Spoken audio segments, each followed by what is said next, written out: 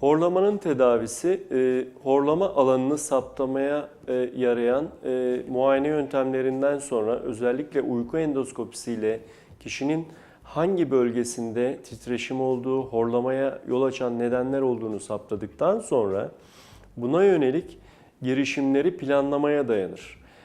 Burundan ses tellerine kadar hava yolunun izlediği alanda nerelerde problem var ve nerelerde tıkanıklık var? İyi, kaliteli bir uyku için burun açıklığı birinci şarttır. Bu nedenle burnun değerlendirilmesi, buradaki problemlerin çözümlenmesi.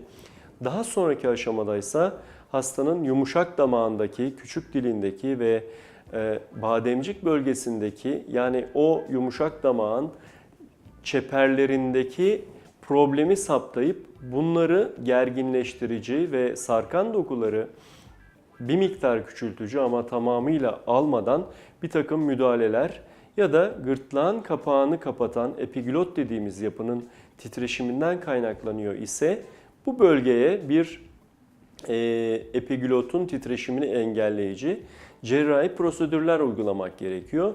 Horlama biliyoruz ki hastalarda uzun dönem sonra apnenin uykuda nefes kesilmelerinin bir habercisi olabiliyor ve tedavi edilmesi tabii kişinin çevresine verdiği rahatsızlıktan dolayı olduğu kadar ileriki yıllardaki apnenin bir tetikleyicisi olması nedeniyle de tedavi gerekliliği oluyor. Ama burada en önemli şey, dikkat etmemiz gereken şey, geri dönüşü olmayan ve kişiye ciddi ameliyat sonrası yaşamayacağı olmayan problemleri yaşatmamak ve geriye dönüşü olmayan cerrahi girişimler uygulamamak gerekiyor.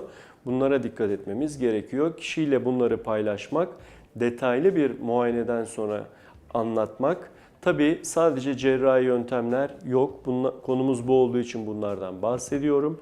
Diğer genel yöntemler, kilo vermek ve diğer sistemik hastalıkların da birlikte değerlendirilmesi ve bir problemin genel bir problem olarak ele alınması gerekiyor.